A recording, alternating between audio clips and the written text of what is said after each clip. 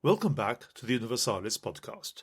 I am Martin Kochański, the creator of Universalis, and in this episode I'll be looking at the highlights of the week ahead, starting with Sunday the 3rd of August. Actually, I need to skip back a week because last week's episode ended on a cliffhanger. On the Sunday, that's last Sunday now, Martin was going to read in church the story of Abraham, God, and Sodom. How would it go? Would he get the comedy of it across without being disrespectful? Would he have them rolling in the aisles?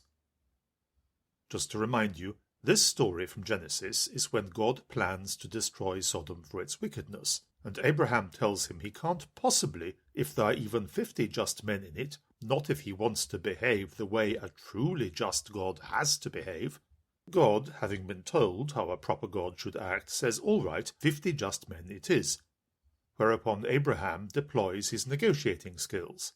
First he asks for a 10% discount, which gets the number down to 45. Then he tries for 40 men, 30 men, 20 men, all the way down to 10 just men. At which point Abraham considers it wisest to stop.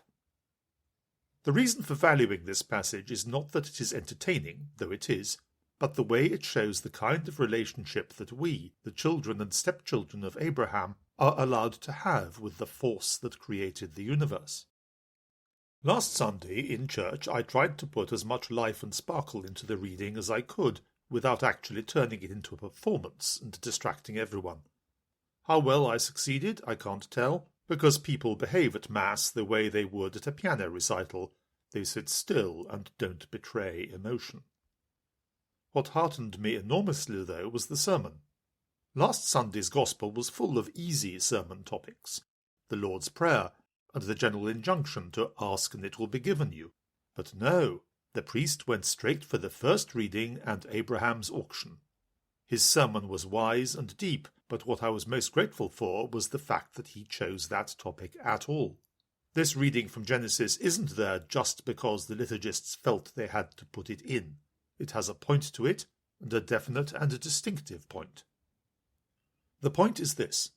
The pagans treat themselves as specks of dust in comparison with the infinite, as beings with no power in the face of power itself. So they grovel. They beg. They bribe, sacrificing goats, oxen, sheep, enemies, slaves, children. They make up more and more elaborate prayers until the prayer formulas themselves seem to them to have power, so that in the end what started as religion becomes just magic. We, sons and daughters of Abraham, have been given more by God. We have been given a relationship. It is not an equal relationship, of course not. I loathe the people who talk about what a friend I have in Jesus, as if they were about to slap him on the back. But a relationship it is, all the same. Of course there is the respect one should always have whenever there is inequality, but there is communication. Moses talks to God face to face as a man talks with his friend. Moses also complains vigorously to God when the people of Israel get out of hand in the wilderness, and God obligingly sorts it out. So it goes on throughout the Old Testament, and then when the New Testament comes along, suddenly, for a few brief years, we even have a new way of talking to God face to face. Abraham's auction tells us, he may be the power who created the universe. He may have created you, but he created you in his own image, so talk to him. So let's do that. There is another thing that was left half-finished last week because there wasn't time, and that is the business of saints and why we suddenly seem to be getting so many of them. Pope John Paul II started it, and his successors have carried on. I have to say that I've been kicked into action on this by an email from a listener. He said he was nostalgic for the old days when there were fewer saints, just the really special ones. He liked it like that. Saints should be the best of the best, he said. Hall of Fame, I think he said. It's a delight when someone writes in, because it means he's been listening, and it's even better when he shows me that what I didn't have time to say last week shouldn't be left out, because it's actually worth saying. So here goes. Where the best of the best is concerned, of course none of us has any idea how to measure the greatness and glory of saints, still less to compare them. Still, for the moment, accepting that we can't really know, let's agree that in practice someone like, say, John the Baptist is more likely to be looked up to as a saint than, say, Pope St. Sixtus II, who was pope for 1 year in 257 before he had his head cut off by the Emperor Valerian. Sixtus's feast is this Thursday. Those words, likely to be looked up to, have a literal meaning. Physically, the great saints really are often found in churches on plinths, pillars, in niches in the walls. That is a position we can associate in our minds with a Hall of Fame. Physically, when you look up at the saints up there, you get a crick in the neck. Spiritually, looking up at the saints up there can do you a different kind of harm. Here is the danger of the high up and holy, best of the best attitude to the saints. It makes us too comfortable and complacent. It divides the human race into two kinds of individuals. One, a minority, is the saints. They had an extra load of grace dumped on them by God at birth. It wasn't their fault, but burdened with that grace, they automatically lived their lives as saints. They walked around among us, being holier than us, gooder than us, achieving greater things than us. Quite a lot of them ended up as martyrs, which made them holier still. That is the first class of human beings. It is the top class, the holy class, the best of the best, the Hall of Fame. Rather below these great ones there is the populace, the rest of us. Mediocrities, fortunately unburdened by a load of extra grace that might force us to do things that could make us uncomfortable. We potter around this world, neither particularly good nor particularly bad. We dirty ourselves with sin from time to time and get our faces scrubbed for us by Mother Church. Dying, we rather hope we'll get the benefit of the doubt and slip into purgatory among a cohort of other people just like us, guilty of nothing more serious than being a bit of a waste of space. The bad thing about any class system is not that some people end up at the bottom. The bad thing is that being at the bottom is a wonderful excuse not to do anything about it, not to attempt to do anything or achieve anything. This works just the same with sanctity as it does with anything else. We say to ourselves, we are little people, and the great thing about being little is that little is demanded of you. So that is the risk of seeing saints as Hall of Fame supermen. It tempts you and me to see ourselves as nothing in comparison, to make us feel content to do nothing because we feel called to do nothing. But remember the parable of the man whose master gave him just 1 talent. He had much less than his fellow servants, and he sat on what little he had to keep it safe. He didn't even try to use it. He was cast into the outer darkness, where there will be weeping and gnashing of teeth. Of course, I don't know exactly why the Holy Spirit inspired John Paul II to canonize more saints, and his successors to follow his lead. But it might be that this was a way to remove that saints as supermen excuse. The saints are not far, far above us. They are among us, and by logic it follows that we are among them. We are not down here looking up at them.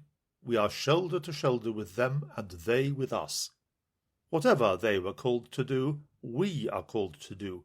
Each in our own way we are meant to be Saint Me or Saint You. More saints means less excuse for laziness, less excuse for not trying. I like the way St. Paul pulls sporting analogies into his letters. I have run the race, and so on. So let me try a sporting way of looking at this business of saints. It would be possible to consider sport as a matter of champions. Television encourages us to do it. Champions whose championness has been poured out on them from above. Their job is to stand up there on the podium being admired, just as our job is to lie on sofas eating crisps and doing the admiring. We do our job rather well. This is comfortable. It is also a lie and ultimately toxic. The sports that flourish, the sports that do actual good to mankind, are the ones in which everyone participates, whatever their fitness, whatever their talent. In such a sport, when I applaud someone who is up there standing on the podium, it is not because he is the kind of magic person that was designed from birth to stand up there. No, he is no different from me. Or perhaps, as the schoolboy said about frogs and toads, he is just like me, only different. Just possibly his body equipped him a little better. Perhaps he worked harder. Perhaps he had more time to do the work. But nevertheless, potentially he is me and I am him.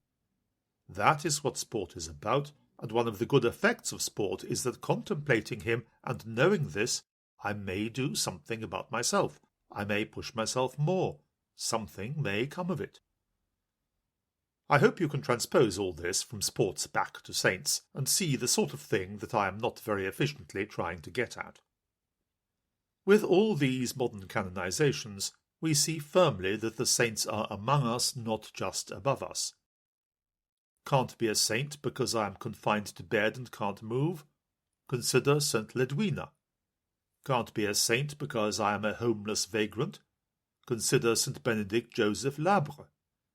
Can't be a saint because I am no better than a slave? Consider St. Callistus, or St. Josephine Bakhita, or Benedict the Black, who were slaves. Can't be a saint because of where I live? Not an excuse. There are saints now from every continent and practically every country. They aren't token saints either, and it is humbling to read their stories. Madagascar in particular still stands out in my mind. Can't be a saint because I am too young? Saints Francisco and Jacinta Marto were 8 and 6 years old at Fatima, and they died in the Spanish flu epidemic when they were 10. Blessed Carlo Acutis was 15 when he died. He is going to be canonized in a month's time. Thus it is that we see that the saints are among us. It is good, it is great, it is true. It is also terrible. I have to forget the comfortable notion of saints being different beings far above us, safely far above so that I can't be expected to imitate them. They are among us and we are among them, and there are no excuses for us not to be like them.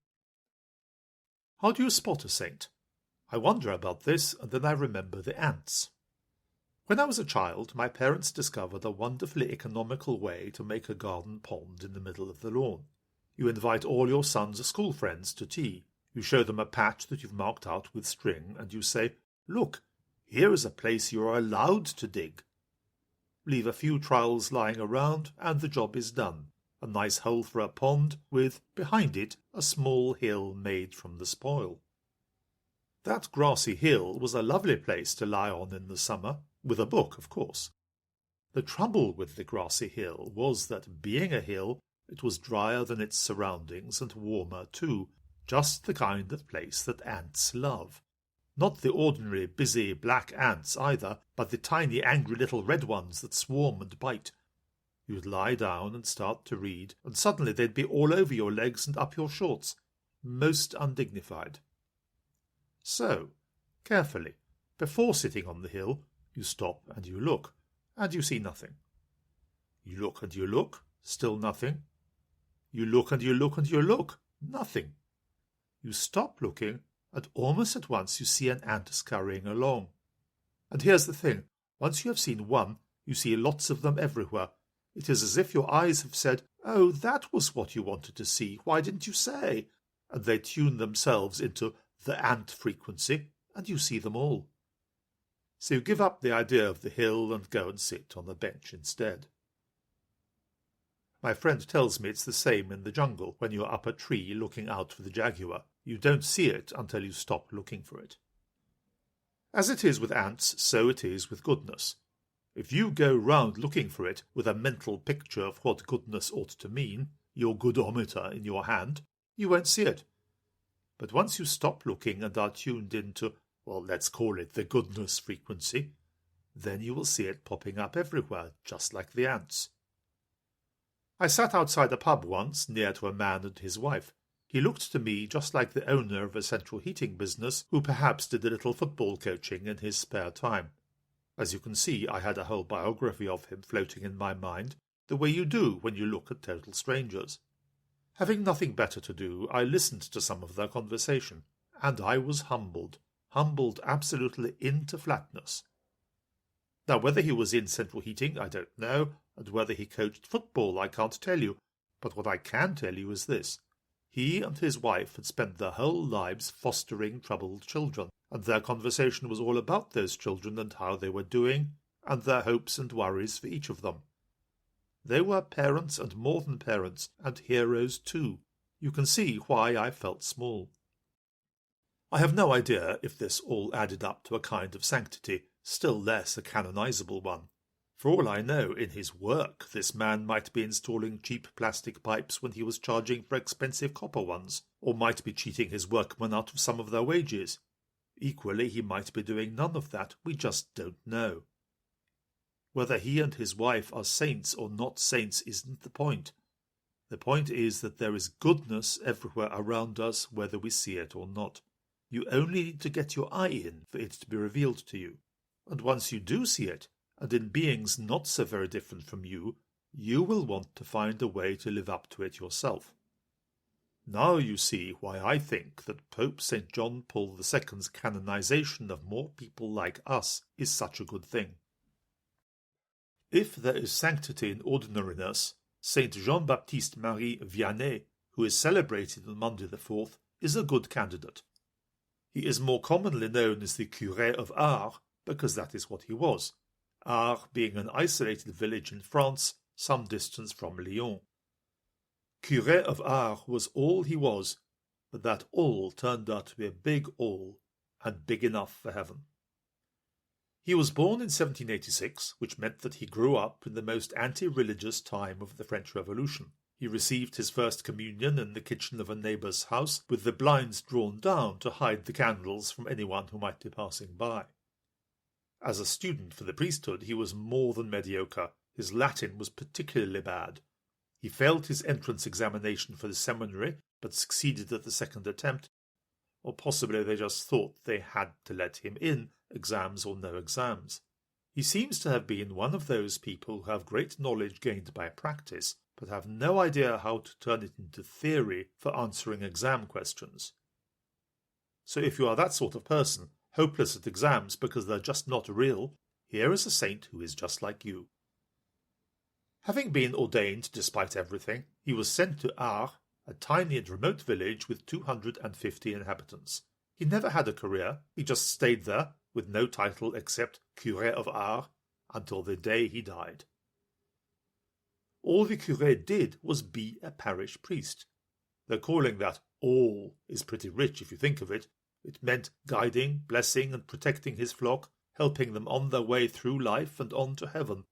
That was his vocation, and he stuck to it. But there was something about this forgotten parish priest in this forgotten location. He couldn't leave his village, but his reputation spread far beyond it. People told people about him. They started coming from miles away to have him hear their confession, from all over France indeed. The books say that eventually 20,000 people a year would come to him.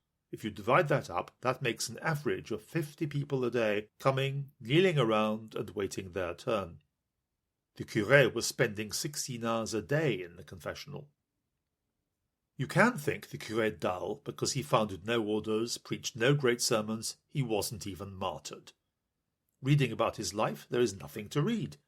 But this too is sanctity, to do what needs doing without hoping to build a career out of it, just day after day, week after week, year after year, doing what is needed.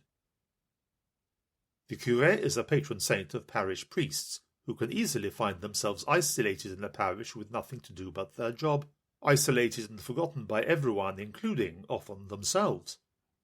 But outside the church, out in the world where we live and walk around, there are also many jobs that are forgotten, undervalued, scarcely noticed. The people who do them have nothing to boast about in the pub. Their friends look pityingly on them, worked for the same company all his life. Saint Jean-Baptiste Marie Vianney can be their patron saint too. Or perhaps you are someone who works 16 hours a day because you are doing work which needs doing and there's nobody else who will do it. You may have days when you think what you are doing is good. You may have days when you think what you are doing is pointless. On both kinds of days, pray to the Curé of Ars because he is your saint too. This Thursday's other saint, besides Pope Sixtus II and his companions, is probably one of the least talked about saints in English, and this for the most natural, the most embarrassing, the most unacknowledgeable of reasons. No one knows how to pronounce him. In a civilized language, Cayetano, Caetano, Gaetano all sound natural. In English, we can't decide whether to do Cajetan or Cayetan, and they both sound wrong. Rather as nobody knows whether to call the island of Majorca Majorca, or whether to call the island of Majorca Mallorca. It doesn't stop people going on holiday there, but somehow it does stop us considering this saint or naming ourselves after him, which is a pity. Gaetano, that's the way I'll try saying him, was one of the fruits of the energy of the Holy Spirit surging through mankind in the Catholic Reformation. His official claim to fame is that he founded the Theatines, a religious order which was meant to work like a monastery on the inside, living in community together, but outside like a lot of priests going out into the world to exercise their ministry. It gave them all the possibility of doing their work where it was needed, but having a family to belong to at the same time. What grabs me about Gaetano is not this, but the fact that he also founded a bank. There is a patron saint for everyone, it seems, for armed robbers, for prostitutes, for forgotten people who faithfully do their job in forgotten places. It's one of the glories of the Church. But bankers are an embarrassment. I've heard it said that St. Matthew is a patron saint of bankers, but that is illogical, first because he wasn't a banker but a tax collector, and then because the only virtuous thing he seems to have done with his tax-collecting business is to abandon it when Jesus called him to be a disciple. Banking is a necessary profession, but morally it is an incredibly dangerous one. It is especially so when it comes to lending money to the poor. A moneylender is someone who might lend £200 to someone, making him agree to pay £300 back. Even a respectable bank will make a loan and then sell the debt to some other business, which is to say, it bundles up a bunch of people, their hopes and dreams, their fears and troubles, and turns them into a commodity to be bought and sold. At least slave dealers have the decency to look at the bodies of the human beings they trade in. In Naples, in about 1539, St. Gaetano inspired some laymen to get together and found a Monte di Pietà, literally a hill of pity, I suppose. We would call it a pawnbroker. We don't think of a pawnbroker as being morally a good thing, but they were a great act of mercy. By letting him pledge the overcoat he wouldn't need till winter, the pawnbroker let the poor man feed his family through the summer until he earned enough at harvest to get his coat back before the weather got cold. Gaetano's wasn't the first Monte di Pietà. The Franciscans and Dominicans had been running them for a couple of centuries. But still, this institution and this saint are good stimulus for us to gather our thoughts. Money and what it is for and what to do with it, these themes pervade our lives. They control us. Nowadays we think about them politically, which is to say we don't really think at all. But if we look back 500 years to Gaetano and the others of his time, we see people seriously thinking, where monetary institutions were concerned, not about doing well, but about doing right, and this not because it looks good in glossy annual reports, but because doing right is the right thing to do. It is the only thing to do. So if you are involved in any aspect of the financial world, don't worry about the pronunciation. Look towards St. Gaetano for your inspiration. Pray to him that you may think clearly about what you are doing. Make him remind you always that with all your cleverness and all your talent and your luck in getting good jobs, you are in this world to serve Christ's poor. Find ways of using your skills to do it, and having found those ways, do them. That's all for this week. If you'd like to write to us about anything, send an email to universalis@universalis.com. We look forward to hearing from you. Have a good week in every sense, and let's pray for one another.